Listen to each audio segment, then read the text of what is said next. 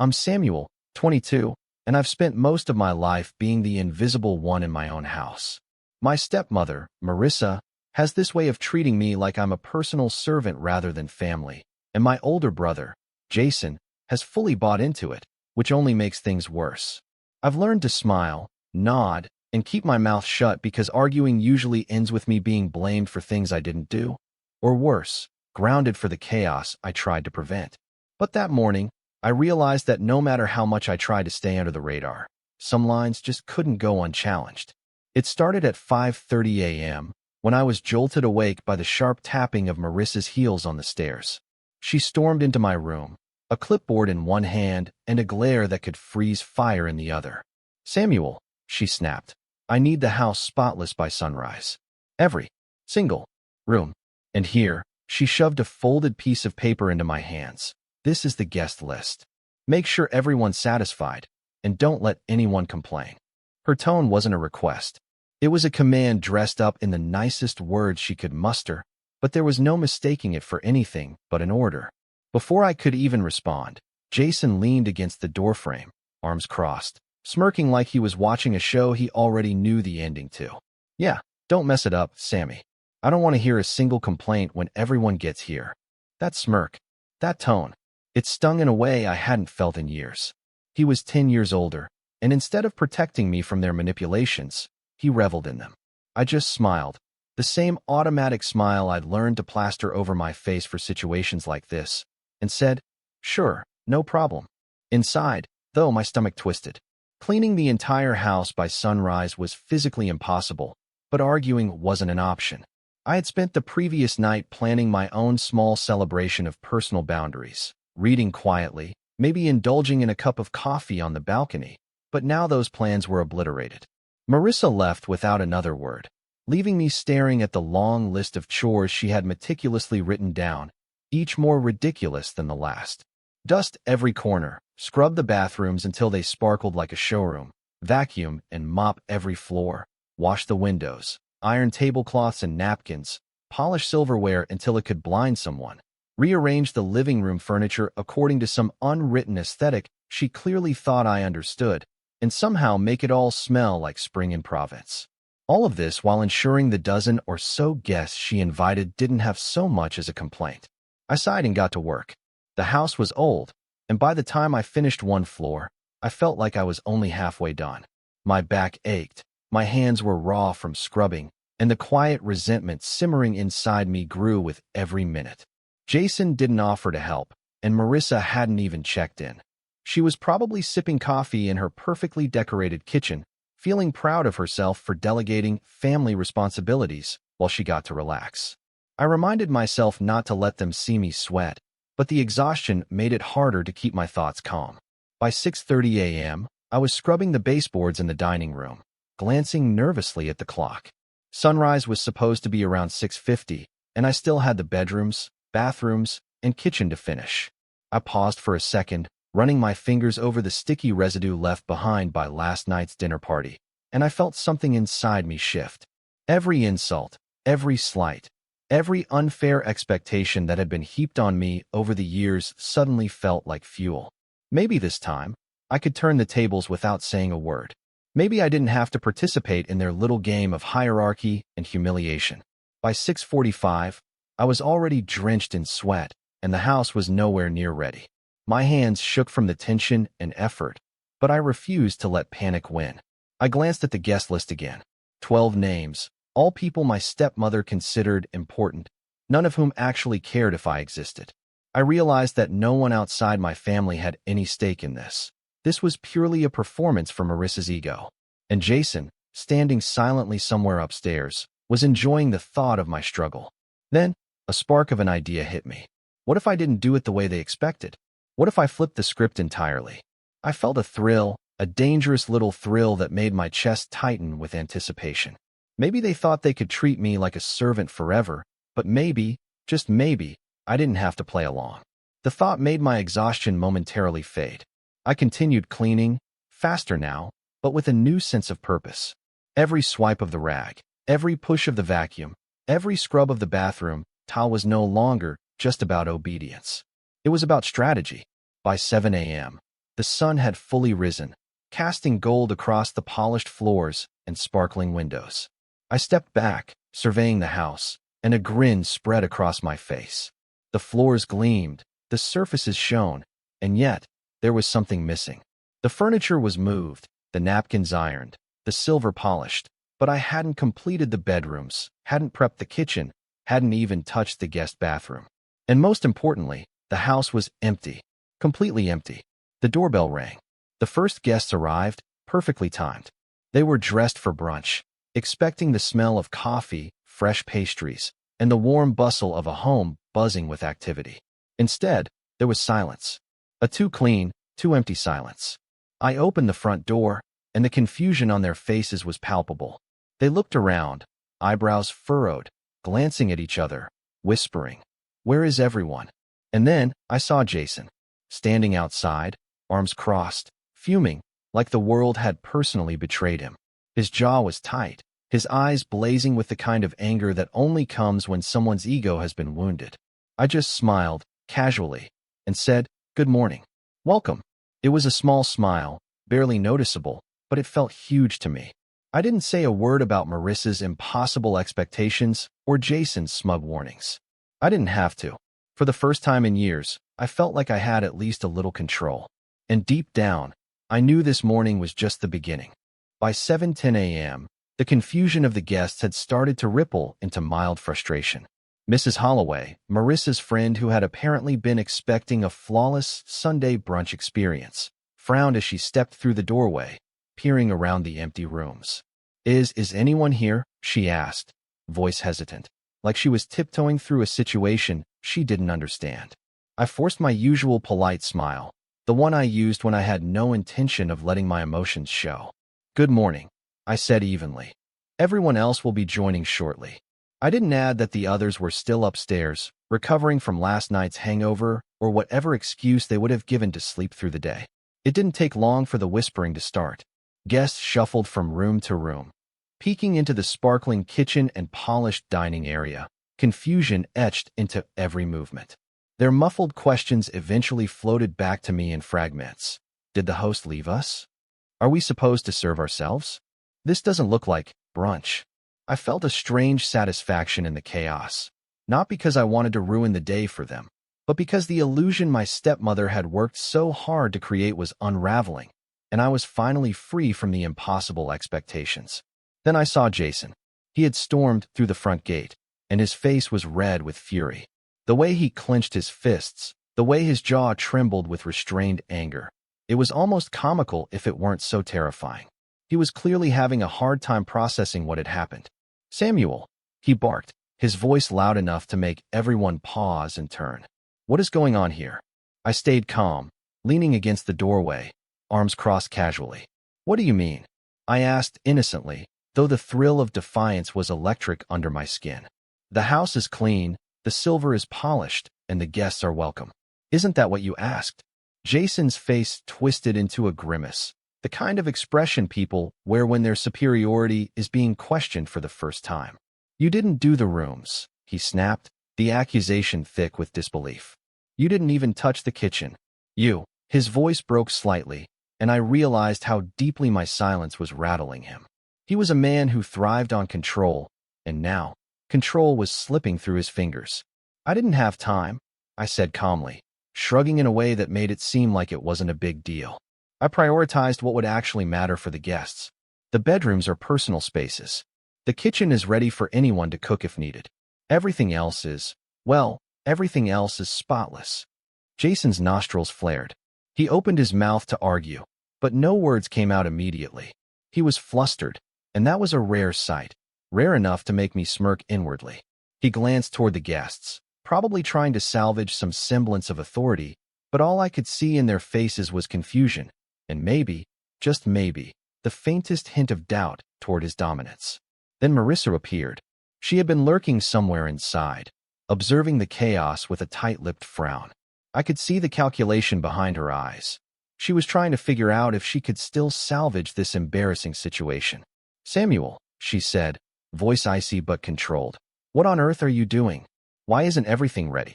I met her gaze evenly, refusing to let the anger inside me boil over. "I did exactly what you asked," I said. "The house is clean. The guests are here. The silver is polished." I followed the list. I didn't mention the rooms I hadn't touched. I didn't mention that the kitchen countertops had a layer of dust in a hidden corner. I didn't have to. Her face was already contorting in panic as she realized the narrative she had carefully built was collapsing. You didn't follow the instructions," she finally hissed, the words snapping like twigs. "Every single detail. You're impossible, Samuel. You're useless. I don't know why I even bother trying to have a normal family with you." Her voice cracked slightly on the last part, betraying the venom that had been festering behind the polite exterior she showed to others. I could feel a surge of anger rise, the kind that comes from years of being treated like nothing. All those nights where I went to bed with aching hands and a bruised heart because she had somehow found a way to make me feel inadequate, they came rushing back. But I swallowed it down, keeping my expression carefully neutral. I had learned that rage wasted too much energy if it wasn't directed strategically. Jason, seeing her losing her composure, doubled down. "See? This is what I mean. You can't even follow basic instructions. I don't know why she tries to include you at all. You're just—" He stopped mid-sentence, looking around at the guests who were now staring openly. Their confused faces made him falter, the arrogance that usually fueled him faltering under public scrutiny. I could feel my pulse quicken, not from fear, but from the anticipation of what would happen next. Then it happened. The moment that shattered the last remnants of any trust one had in them. One of the guests, a distant relative of Marissa, stepped forward cautiously. "Excuse me," she said, her tone polite but firm. "We were told brunch would be served at 7 a.m. It's 7:15. Is everything okay?"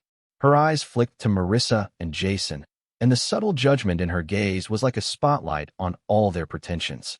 Marissa's face went red. She opened her mouth to respond, but nothing came out. I could practically hear the mental gears grinding as she realized that in front of everyone, her authority had been undermined, not by me, but by the circumstances she had forced into motion. Jason, too, looked panicked, as if the world had shifted under his feet and he had no idea how to reclaim it. And then Jason did something I'll never forget. In a fit of pure, entitled desperation, he turned to Marissa, his voice rising. "This is all Samuel's fault. He didn't follow instructions. He sabotaged everything." He pointed at me, the finger trembling with rage. The accusation was loud enough for everyone to hear, loud enough to make me feel something dark and raw flicker inside me. I took a slow breath, savoring the quiet before the storm. Their eyes were all on me, their expressions a mixture of disbelief and fury. Every insult, every injustice I had endured up to this point, the favoritism, the endless expectations, the silent punishments for things I didn't do, had led to this moment. And yet, I didn't panic. I didn't flinch. I simply smiled, that same calm, neutral smile that had carried me through so many situations where words failed me. "You know," I said quietly, letting my voice carry to the edges of the room, "I actually did everything you asked me to do. I cleaned the house, polished the silver, prepared the dining area, and made sure it was perfect for the guests. The bedrooms. I left those personal because they weren't listed as priorities, and the kitchen was ready for anyone to use. I followed the instructions. Everything else is spotless." The silence that followed was deafening. Marissa's jaw dropped, her perfect composure crumbling. Jason's face turned an alarming shade of purple, veins standing out along his temple, and the guests shifted uncomfortably, as if watching a slow-motion train wreck. For the first time, the power dynamics in my house had reversed, at least for a moment, and the realization hit both of them like a cold slap. And then, just when I thought the worst was over, the final blow landed. Marissa's phone rang, and she answered with trembling fingers. As she listened, her face went pale, then red, then contorted in disbelief. She muttered a few words, then slammed the phone down, glaring at me. You've ruined everything. Do you even understand what this means?" she hissed. This was not just brunch. This was a networking opportunity for the family. All the contacts, all the connections." Her voice broke mid-sentence, and suddenly, it wasn't just anger I saw in her eyes. It was panic, desperation, and betrayal. I stared back, calm and steady, letting the tension stretch like a taut wire between us. The house was clean, The guests were confused but still present, and both my stepmother and brother were unraveling in real time.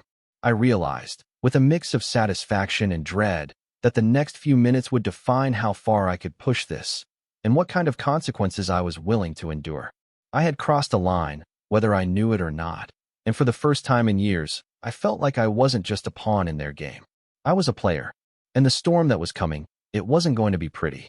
After that morning, things didn't get easier. In fact, the days that followed felt like I had been dropped into a pressure cooker with the heat turned all the way up. Marissa and Jason treated me like I had committed the most unforgivable betrayal imaginable, even though all I had done was follow the instructions she herself had given me, albeit with a little interpretation. But apparently, leaving the bedrooms untouched and letting the guests stew in quiet confusion was a crime against her ego. The first week after the brunch incident, I felt the full weight of their wrath. Marissa didn't speak to me directly, not even a single word of acknowledgement unless it was dripping with passive-aggressive venom. She would sigh dramatically when I entered a room or mutter things under her breath, assuming I couldn't hear, but I did. Every comment, every glance, every deliberate inconvenience, like moving my things, assigning extra chores, or criticizing the food I prepared, was a reminder that I had crossed a line. Jason, meanwhile, had become openly hostile. He would stand in doorways, arms crossed, glaring at me for the tiniest misstep, often inventing problems where none existed just to assert dominance. I tried to keep my head down. I tried to retreat into silence and patience, but it was impossible. Every day I woke up with a tight knot in my chest, a mixture of fear and resentment that wouldn't untangle. My sleep suffered, my appetite vanished, and I began to question everything about myself. Was I really incompetent? Was I really the problem in every interaction? The self-doubt crept in like a shadow, making even small tasks feel monumental. For the first time, I truly understood what it felt like to be crushed under someone else's version of reality. But then, in the quiet of my bedroom one night, after yet another day of being dismissed, criticized, and micromanaged, something shifted. I was scrolling through my phone, half-heartedly avoiding homework I needed to do for college, when I stumbled across an article about self-reliance and taking control of your life. It was cheesy, sure, but one line hit me harder than I expected. You cannot control the world, but you can control your actions and your response to it. I stared at that sentence for a long time, thinking about all the hours I had wasted trying to appease Marissa and Jason, all the times I had tried to measure up to standards that weren't even real, standards they had created to make themselves feel powerful. It was a revelation, but it wasn't a sudden lightning bolt. I didn't immediately feel better or stronger. The weight of their judgment was still there, pressing against me, but for the first time, I realized that I didn't have to let it define me. I didn't have to let them dictate my worth. And maybe, just maybe, I could find a way to step out from under their shadow entirely. I started small. I took the money I had saved from odd jobs and part-time work and bought a few things that gave me a sense of independence. A journal, some books on personal finance and self-improvement, and a decent camera. I began documenting things, not social media style, but for myself. Goals, ideas, moments of pride, things I could look back on and remind myself that I had done something right. For the first time in a long time, I wasn't living for Marissa or Jason. I was living for me. Academically, I refocused. I poured myself into projects, research, and assignments, taking pride in the things I accomplished on my own merit. There were nights I stayed up until 2 a.m., fueled by coffee and determination, building presentations, crafting papers, and slowly excelling in ways I had never allowed myself to notice. The small victories, an A on a paper, a compliment from a professor, a breakthrough in a project, were intoxicating. They reminded me that I was capable, that I mattered, that I could succeed on my own terms. Outside of school, I began experimenting with ways to make myself financially independent. I dabbled in freelance work, small online businesses, and even a few neighborhood gigs, all under the radar of my family. I was careful, of course. Marissa had a way of taking credit for everything I touched, and Jason had a knack for making my accomplishments seem like accidents or flukes. But I persisted, quietly building a small portfolio of skills, contacts, and money that was mine and mine alone. Every little success felt like reclaiming a piece of myself they had tried to bury. Emotionally, I started to establish boundaries. It wasn't dramatic. No shouting matches or confrontations, not yet, but small acts of defiance began to occur naturally. I stopped offering to do chores without being asked. I stopped volunteering my time to solve their problems. When Marissa demanded perfection for trivial events, I politely but firmly declined to participate unless the expectations were reasonable. Jason, predictably, complained, but I ignored it. And with every boundary I maintained, I felt a little stronger, a little more untouchable. The turning point came when I realized that my family's version of success and approval was irrelevant to me. Marissa constantly measured value in terms of appearances, social connections, and status. Jason measured it in dominance and control. Neither of those metrics mattered to me anymore. I started making my own rules for what success looked like: stability, independence, skills I could rely on, and above all, self-respect. One evening, I was in my room reflecting on the past weeks, counting the small victories I had collected like trophies. The house was still tense. Marissa whispered behind closed doors. Jason lurked like a storm waiting to break, but I felt a flicker of confidence I hadn't felt since childhood. I could see, finally, a path forward that didn't rely on anyone else's approval. I could see the first steps of my own rise, built quietly, deliberately, away from their judgment. And yet, I wasn't naive. I knew that keeping my head down, while it allowed me to build strength, wouldn't be enough to fully reclaim what had been taken from me. I needed leverage. I needed a plan. I needed to be ready for the moment when they overstepped once more, and they inevitably would. The opportunity came sooner than I expected. One night, I overheard Marissa on the phone with a friend, bragging about how she controlled the house, how Jason kept the little servant in line, and how the next family gathering would be a perfect display of her influence. She didn't know I was listening, crouched just outside her doorway, heart hammering. Every word she said was a spark.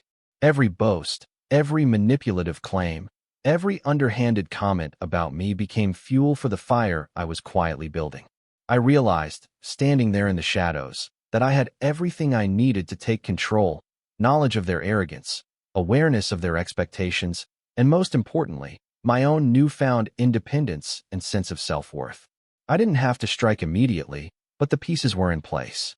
They had no idea how quickly their world could be turned upside down, or how carefully I had been preparing for the moment I would take the first step. By the end of that week, I had started putting together a blueprint, not just for survival, but for real influence. Small acts of sabotage that wouldn't be traceable, moments where I could reclaim respect in subtle but undeniable ways, opportunities to expose their entitlement without them even realizing what hit them. I began making lists: weaknesses, habits, social connections, patterns. Every note was another tool in my arsenal, every observation a potential leverage point. And though I was careful, I could feel the thrill of it building. For the first time in my life, I wasn't just reacting to their whims. I wasn't just cleaning, serving, or being their punching bag. I was planning. I was thinking. I was preparing. And in that preparation, I felt something that had been missing for years: power. Quiet, steady, invisible power, but power nonetheless. It wasn't just about revenge yet. Not fully. Right now, it was about reclaiming myself, proving to myself that I could rise above the crushing weight of their expectations, that I could build something meaningful on my own terms. But the more I planned, the more I realized that eventually, the day would come when my newfound strength would meet their arrogance head-on. And when it did, the fallout would be inevitable, and it would be spectacular. I had fallen, yes. I had been crushed under their entitlement and manipulation for years. But in the rubble of my submission, I was quietly building something else. Something stronger. Something unstoppable. The stage was set, and all that remained was waiting for the perfect moment to make my move. Once I decided I wasn't going to be invisible anymore, everything changed. My mornings no longer started with dread. They started with observation and planning. I had my little victories, my fledgling independence, but if I wanted to truly shift the balance, I needed more than personal growth. I needed strategy. And for the first time in my life, I felt like a strategist rather than a servant. I wasn't sure exactly where this would lead, but I knew the first step was to map the battlefield. Marissa and Jason, for all their bluster, were creatures of habit. Their entitlement made them predictable, And predictability is something you can exploit if you're careful. I started keeping a discreet journal, noting patterns in their behavior, weaknesses, and the moments when they let their arrogance slip. It wasn't about petty revenge yet. It was about collecting ammunition for the inevitable. I started noticing things I had overlooked as a kid. Marissa's need for validation from her friends, Jason's obsession with appearances, and the tiny inconsistencies in the stories they told about our family life. Every small observation felt like a key that could one day unlock a much larger plan. I also began subtly gathering allies. Not the kind that would side with me openly. They'd get crushed too quickly, but people who had been quietly mistreated by my family or had a vested interest in seeing them fail. The mailman, who had endured Marissa's constant complaints. Our next-door neighbor, who had been subjected to Jason's road rage and condescending advice. Even a few distant relatives who had been snubbed at family events. I kept things casual, never mentioning my full intentions, just sharing anecdotes that highlighted their entitlement. Each connection was a potential ally or source of information for later, a way to ensure that when the time came, I wouldn't be acting alone. Meanwhile, I had to maintain appearances at home. I couldn't let them suspect that I was quietly plotting my own resurgence. So I kept performing my role, helping with chores when asked, participating in family meals, pretending to be the obedient, somewhat invisible younger brother. But the difference now was intention. Every time I did something, I framed it in my mind as a calculated move. The way I arranged the silverware to look perfect but subtly out of line with Marissa's obsessive standards. The way I cleaned a room just enough to meet expectations without overperforming. I learned to turn their micromanagement into a tool for my plan. The more they tried to assert control, the more I collected evidence of their unreasonable demands. One particularly powerful tool I discovered was their social circle. Marissa loved to entertain, to showcase her supposed perfection to her friends and family. But in her obsession with image, she overlooked the fact that the very same people could be used to undermine her.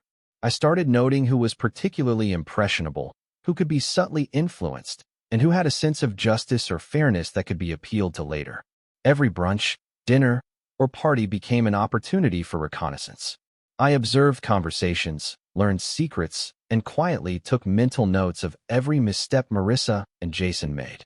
Jason, of course, remained a constant source of tension. He had begun to treat me even more like a competitor after the brunch incident. Every chance he got, he would belittle me, make snide remarks, and try to assert superiority in front of others. But I had learned patience, and I began using his own behavior against him. I recorded small moments on my phone, conversations, confrontations, even his blunders, careful to do so discreetly. One day, he boasted about a business move he made that was clearly a gamble, and I saved it. Another day, Marissa scolded me for something I hadn't done, and I documented the exact wording and absurdity. These would all serve as ammunition later, pieces of a puzzle that would expose them as entitled, unreasonable, and self-absorbed. I also focused on myself in ways that were independent of them. I started training, building my confidence in small, tangible ways, learning cooking techniques they couldn't belittle, improving my physical fitness, and taking classes that gave me practical skills. Every new accomplishment reminded me that I was capable and competent, far beyond the narrow expectations they had imposed on me. I was quietly building a life that wasn't defined by their approval, and the thought of it energized me in ways that fear and resentment never could. And then I found the perfect opportunity. It wasn't dramatic at first glance. It was an upcoming family event, a gathering that Marissa had been planning for months, a chance to showcase her perfect family to extended relatives and friends. The invitations had been sent, menus planned, and Marissa had been obsessively coordinating decorations, seating arrangements, and entertainment. It was, in her mind, the ultimate stage to assert her superiority, and in mine, the perfect moment to execute a subtle but devastating counterplay. I began working quietly, planting seeds that would eventually bloom into chaos. I double-checked every detail she was obsessively micromanaging, memorized the timing of deliveries, and even created small diversions to test her reactions. Every little slip she made, every micro-mistake she didn't notice, was logged. I discovered that she had a particular insecurity about appearances. If something looked off in front of her friends, it would trigger panic. Jason, predictably, was obsessed with status. If something threatened his image, he would overreact in predictable, dramatic ways. Both of these tendencies became the foundation for my plan. I also began crafting a narrative for myself. This wasn't about revenge for the sake of anger. It was about redefining how I was seen. I would no longer be the invisible, obedient younger brother. I would be competent, calm, and in control. I would make Marissa and Jason question their own perceptions, and I would do it without a single outburst. I wanted the impact to be clean, undeniable, and entirely their own undoing. At the same time, I had to manage my emotions carefully. Every day, Marissa and Jason continued their little microaggressions, silent judgments, unfair chores, and constant underhanded commentary. It would have been easy to lash out, to show anger or frustration, but I realized that visible emotion would only give them power. Instead, I focused on restraint, channeling the energy into meticulous observation, planning, and subtle preparation. I was laying the groundwork for something that would not just satisfy me, but expose them for exactly what they were. By the time the day of the gathering arrived, I felt almost unstoppable. I had checked every detail, anticipated every move, and quietly ensured that my small network of allies, neighbors, distant relatives, even some of Marissa's friends, were positioned in ways that could help nudge the situation in my favor. Everything was in place, and all that remained was execution. I remember standing in the kitchen, watching Marissa fuss over last-minute details, Jason pacing in the living room, and the guests beginning to arrive, unaware of the storm quietly brewing beneath the surface. I felt a mixture of nerves and exhilaration, the same feeling a chess player has when they've set up the perfect sequence of moves and are waiting for the first piece to fall. Every muscle in my body was tense with anticipation. This was it, the moment where all my preparation, patience, and quiet resilience would finally begin to show results. And just like that, the first piece moved. Marissa's heel clipped a misplaced rug she had so carefully positioned, and she stumbled slightly, murmuring an expletive under her breath. Jason, predictably, rushed over to fix it, flustered and already tense. And I stood back, calm and collected, feeling a quiet thrill. The stage was set. The pieces were in place. The first domino had fallen, and I could already see the beginning of the unraveling. I knew, deep down, that what came next wouldn't be easy. There would be confrontation, tension, and probably more attempts to assert control. But for the first time in years, I wasn't afraid. I was prepared. I was patient. And I was about to take the first steps in a plan that would change everything, one deliberate, calculated move at a time. The day of the gathering arrived like a storm wrapped in sunshine. Marissa had been planning it for weeks, the ultimate display of her supposed perfection.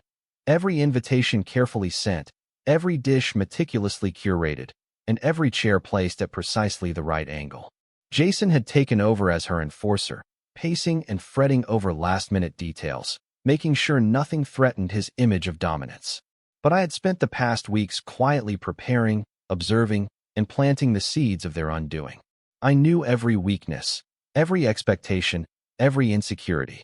And now, it was time to let the plan unfold. I arrived early. Naturally, the obedient younger brother everyone assumed would handle the small, tedious tasks.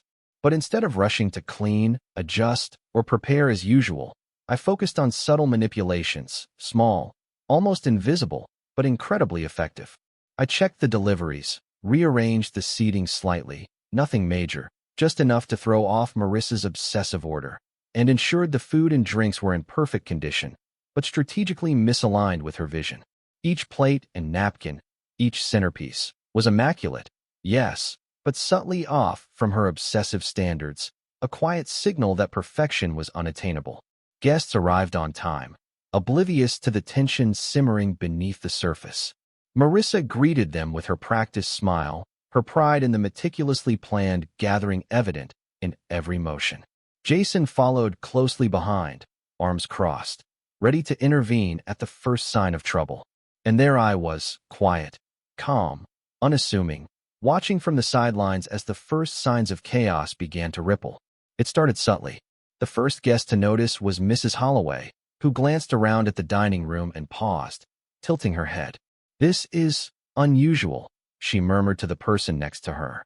Marissa, noticing the comment, leaned in to correct her. Unusual? Oh, no. It's supposed to be perfect, she said, voice strained with effort, the word perfect snapping like a brittle thread. Jason's shoulders tensed, his expression flickering between annoyance and panic. I could almost hear his ego cracking under the weight of someone outside the family questioning their narrative. I moved quietly, attending to minor requests with calm efficiency, making it seem like I was simply being helpful while actually guiding the situation subtly.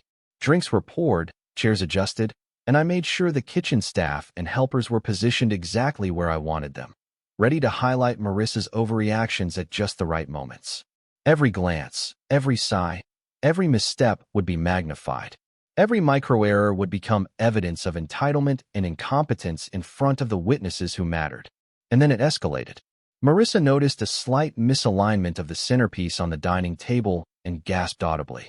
"Samuel, did you move this?" she demanded, eyes wide with disbelief. I smiled politely, a mask of innocence. "I adjusted it to make room for the new plates," I said evenly. It was true. I had moved it ever so slightly, enough to disrupt her obsessive symmetry, but not enough to seem careless. Jason immediately jumped in, voice raised. "See? This is exactly what I mean. Samuel can't follow instructions. He's ruining everything."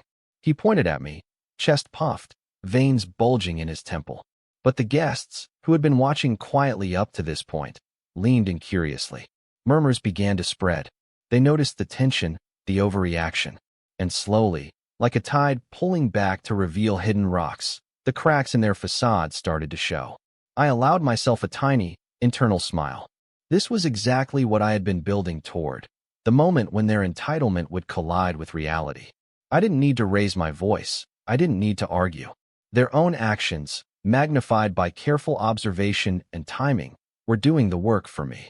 I was the calm eye of a storm that was beginning to swirl violently around them. Then came the piece de resistance. I had spent days coordinating with one of Marissa's friends, someone who had quietly begun to notice her obsessive behavior and overbearing tendencies. They had been subtly briefed to ask innocent questions about the household and the family dynamics during the gathering. At exactly the right moment, as Jason fumed over a minor mishap in the kitchen, a tray of pastries accidentally misplaced, the friend casually remarked, loud enough for everyone to hear, "It must be hard to keep everything so perfect all the time. I've noticed it can be exhausting for some of you." The effect was instantaneous. Marissa's smile faltered, and her hands trembled slightly as she adjusted a napkin. Jason's face went red, his anger visible but uncontrolled. "Excuse me." Marissa snapped, flustered. "Exhausting? I work tirelessly to ensure everything is perfect. That's what family is about." I stepped forward calmly, letting my voice carry just enough to be heard. "I think we all know perfection is impossible. It's been exhausting for everyone, not just Marissa. The house, the events, the constant pressure, it affects us all." I kept my tone steady, polite, but there was a weight behind the words that no one could ignore. The guests looked between us, sensing the tension and beginning to understand that the carefully constructed narrative Marissa had built was unstable. And then, the unraveling became undeniable. One of the cousins, who had always been critical of Marissa and Jason behind closed doors, chimed in. "Honestly, it's been like watching a dictatorship. Samuel's done more in 1 week than some of us could manage in a lifetime, and yet he's treated like he's incapable. It's ridiculous." Gasps spread through the room. Other relatives nodded, murmuring in agreement. I felt a quiet thrill as Marissa's composure began to crack in front of everyone she had intended to impress. Jason's reaction was the most satisfying. He tried to interject, to defend the family image, but his voice shook and faltered under the scrutiny of the guests. Every insult he attempted came out weak, overreaching, and transparent. It was clear, in that moment, that the dominance he had wielded over me and the household was fragile and performative. He was losing control in a way he hadn't experienced since childhood. I remained calm throughout, not needing to fight back with anger. My silence, my restraint, my careful preparation had created a perfect stage. By allowing their arrogance to self-destruct under observation, I was finally free of the oppressive roles they had forced upon me. I had planned every small move meticulously, the subtle adjustments, the timing, the choice of allies, and now, In the critical moment, it all came together flawlessly. By the end of the gathering, Marissa was pale, flustered, and visibly shaken. She tried to salvage the event, but every attempt only highlighted her obsessive tendencies and inability to see the reality of how others perceived her. Jason was slouched in a chair, furious but powerless, unable to reclaim authority in front of an audience that had begun to recognize the truth. And I was calm, composed, and quietly victorious. I had not shouted, not thrown a tantrum, not openly attacked them. I had let observation, patience, and preparation do the work for me. After the guests left, the house quiet once again, I walked through the rooms, noting the polished surfaces and perfect, but slightly off, details I had intentionally left. Marissa was in the living room, head in her hands, muttering under her breath. Jason sat nearby, scowling but defeated. I paused by the doorway, taking in the scene. For years, they had dictated my actions, measured my worth, and forced me into roles I didn't choose. Today, I had turned the tables, not with anger, but with strategy, subtlety, and patience. I smiled quietly to myself, feeling a weight lift off my shoulders. The oppression, the favoritism, the endless attempts to control me, they were no longer effective. I had found my strength, reclaimed my dignity, and exposed their entitlement without them realizing it until it was too late. And as I turned and walked away, I realized that for the first time in years, the power was mine. The house, the family, and the perception of authority no longer controlled me. I had played my role perfectly, and in doing so, I had won.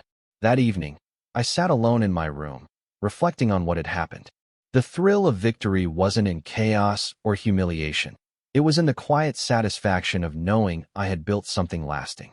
I had taken control not through confrontation, but through observation, patience, and intelligence. And as I looked out the window at the darkening sky, I knew that nothing in that house, or in that family, would ever have the same power over me again. For the first time, I realized that revenge isn't about anger. It's about reclaiming yourself. And in that quiet, decisive moment, I finally had.